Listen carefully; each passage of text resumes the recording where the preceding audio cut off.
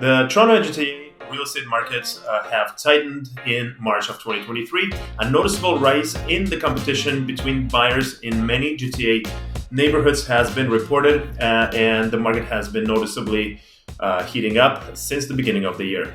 Hey guys, it's Ivan, and today I'd like to chat with you about the real estate markets in the Toronto and the GTA area, specifically what happened in the month of March.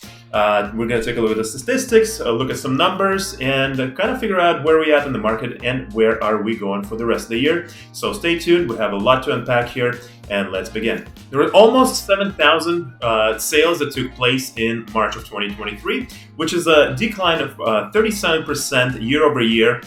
But if we are looking at the month-over-month statistics, we actually see a major improvement.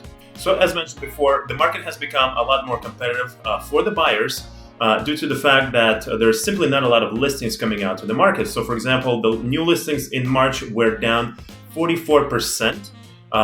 And let's face it, who will want to sell their house in this current market and trade their mortgage of 2% or so to 6.5% interest rate? So many people would rather prefer sit on the sidelines for now and not list their home and wait until the interest rates will come down.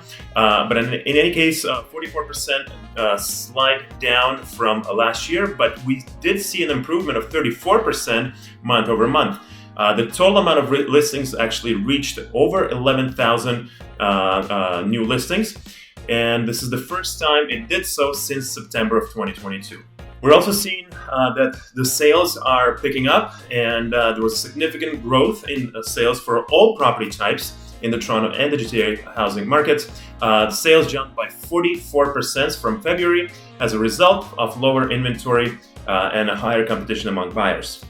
Another thing to note here is that buyers still seem to lean towards more affordable property types. Condo sales increased by 46% since February and are currently leading the pack in terms of popularity among all asset types. The average sale price dropped by 14.6% since last year, but month over month, again, we're seeing a significant improvement of 7% since February, and the new average price right now is $1.1 million. Notably, this was the first time since May of 2022 that the average selling price was above the average list price. The sale to new listing ratio is up by 8% this year. This is the ratio that we use to determine whether we are in the seller's territory, the buyer's territory, or in a neutral zone. And anything above 60%, it actually puts us in a seller's territory. And we're currently sitting on 62% of SNLR, sale to new listing ratio, which mark this as the beginning of a seller's market. So now let's take a look at each asset type individually and see how they performed in March. From these charts over here, you can actually see that all asset types are experiencing an increase in price. This is due to the fact that the market is a lot more competitive than it was in the latter half of last year. And you also can see that the Toronto detached houses experienced the biggest jump in February, and the price jumped by 15%. So since then, it sort of leveling off for now, but it's just a matter of time until the interest rates will start coming down. Then you will see the real price increases right after that. In any case, detached homes in Toronto right now are averaging at about 1.7 million, semi-detached at 1,026,000.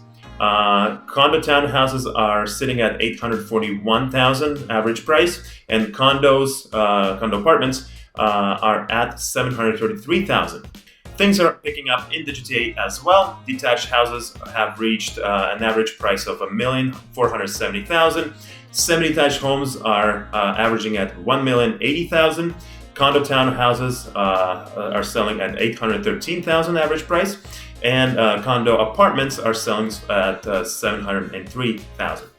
Another thing of note that I would like to mention here is actually concerns the new federal budget that came out early April.